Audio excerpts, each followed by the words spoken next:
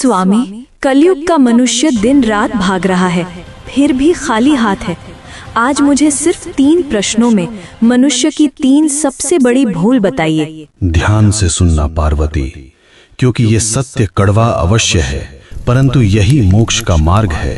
पहला प्रश्न प्रभु, मनुष्य का अपना सच्चा साथी कौन है?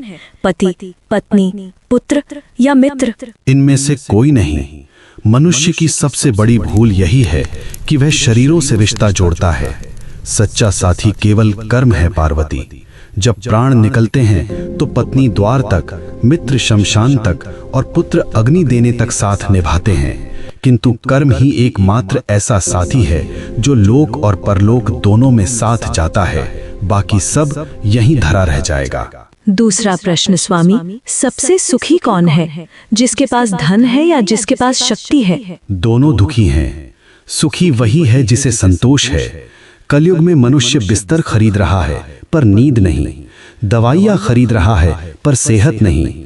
धन से सुविधा मिल सकती है पार्वती, पर शांति नहीं। जिसने अपनी इच्छाओं को वश में कर लिया वही इस ब्रह्मांड का सबसे अमीर मनुष्य है।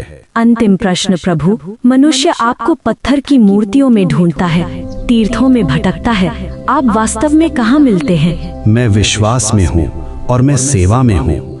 जो मनुष्य अपने बूढ़े माता पिता की आंखों में आंसू देकर मेरे ऊपर दूध चढ़ाता है, मैं उसका पूजन कभी स्वीकार नहीं करता।